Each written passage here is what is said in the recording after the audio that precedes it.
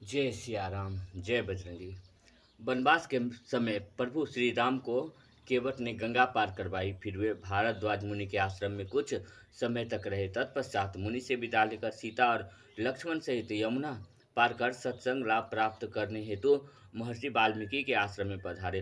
पहले श्री राम ने, फिर सीता जी और लक्ष्मण जी ने मुनिवर को प्रणाम किया। महर्षि ने उन्हें आशीर्वाद देकर उचित आसन पर बैठाया। फिर उन्होंने कंद मूल फल लाकर अतिथियों को ग्रहण कराने के लिए प्रेमपूर्ण आग्रह किया। मुनिवर का आतिथ्य ग्रहण कर श्री राम ने आदरपूर्वक हाथ जोड़कर विनती की, हे मुनिवर, आप त्रिकालज्ञ हैं। आपको तो ज्ञात ही होगा कि हमें 14 वर्ष वनवास में व्यतीत करने की माता पिता ने आज्ञा दी है।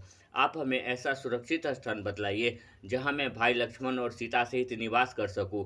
आप तो वनों में विचरण करते रहते हैं, अतः आपको यहाँ के विषय में भली भांति जानकारी होगी।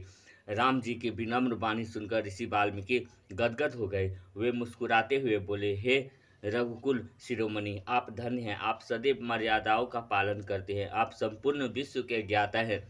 ब्रह्मा विष्णु महेश भी आपका ध्यान करते हैं। जब वे भी आपके मर्म को नहीं जान पाते, तब दूसरा कौन आपको जान सकता है। सोई जनहि जेहि देहु जनाई, आ जानत तुम्हें होई जाई। आ तुम्हरहि कृपा तुम्हें रघुनंदन, आ जानहि भगत भगत उर चंदन। जिसे आप चाहते हैं वही आपको जान पाता है। आपको जानते ही वह आपका ही स्वरूप बन जाता है। हे राम, हे भक्तों के हृदय की को शीतल करने वाले चंदन, आपकी ही कृपा से भक्त लोग आपको जान पाते हैं। आप इस समय मनुज रूप में हैं, इसलिए मनुष्य चित्त व्यवहार उचित ही है। लेकिन मैं क्या बताऊं, पूछहु मोहि कि रहाँ कहाँ मैं, अब पूछत सकुचाऊं। आ जहाँ न होहु तह देहु कही, तुम्हें दिखावो ठाऊं। आप तो सर्वव्यापक है, आपको मैं कौन सा स्थान बताऊं।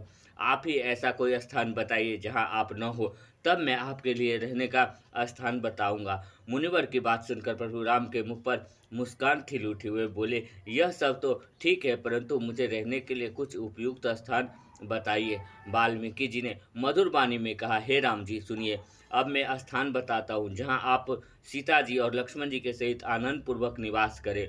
राम जी को 14 वर्षों का वनवास मिला था, अतः मुनिवर ने प्रभु को 14 ऐसे स्थान बताए जहाँ वे सुरक्षित रूप में रह सकते हैं, जिनके कान आपकी अमृतमयी कथाओं को सुनकर कभी तृप्त नहीं होते। ऐसे भक्तों के हृदय में आप निवास कीजिए।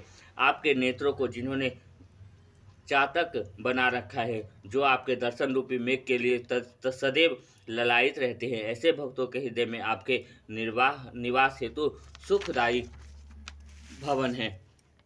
जिनकी जिह्वा आपके गुण समूहों को निरंतर गान करती है, अथवा जो निरंतर नाम जप में लीन रहते हैं, उनके हृदय में प्रभु आप निवास कीजिए।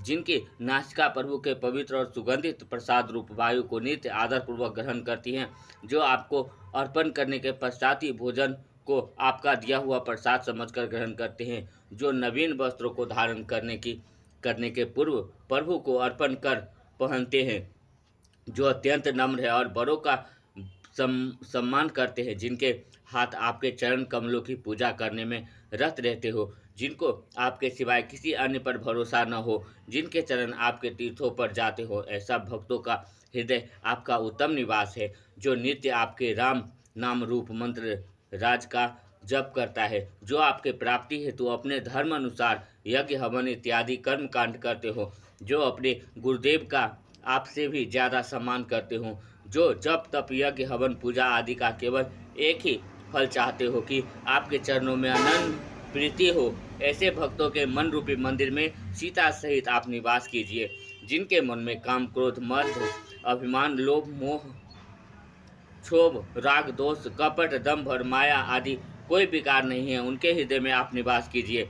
जिनके जीवन के लक्ष्य परोपकार और सबके भलाई सोचना और करना है, जो सुख दुख प्रशंसा निंदा हर स्थिति में सम रहते हैं, जो सोच विचार कर प्रिय वचन बोलते हैं, जो सोते जागते हर समय आपकी शरण रहते हैं, जिन्हें किसी अन्य का आश्रय ही नहीं है, हे राम जी आप उनके हृदय में निवास कीजिए। जो पराई स्त्री को माता के समान एवं पराये धन को विष के जैसा समझते हैं, जो दूसरे के मुखों को देख करके सुखी होते हैं, एवं उनको उनको विपत्ति में देखकर दुखी होते हैं, जिन्हें आप प्राणों के समान प्यारे हैं। ऐसे मानवों के हृदय में आपके रहने योग्य शुभ भवन है, जिनके माता पिता, गुरु, मित्र और स्वामी सब कुछ आप ही हैं। ऐसे भक्तों के मन रूपी मंदिर में सीता समेत आप दोनों भाई निवास कीजिए, जो अवगुणों को छोड़कर दूसरों के गुणों को ग्रहण करते हैं, जो ब्राह्मण और गौ की रक्षा अनेक कष्ट उठाकर करते हैं, जो हमेशा नीति का ही पालन करते हैं। ऐसे लोगों का सुंदर मन ही आपके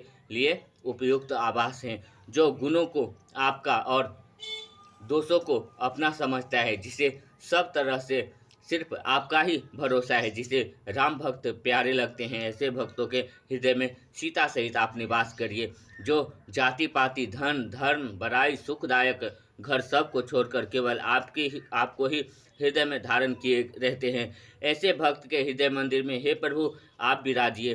स्वर्ग, नरक और मोक्ष जिसके दृष्टि में समान है, क्योंकि वह सब जगह केवल आपको ही धनुधारी रूप में देखता है, जो मन वचन कर्म से आपका ही दास है।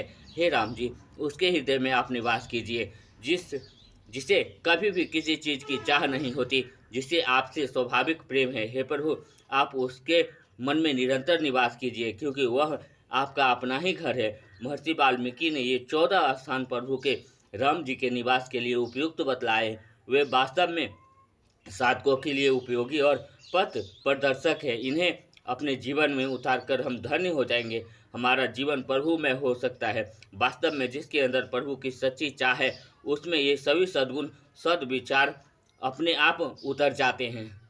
जय श्री राम, जय बिहार, जय नेपाल।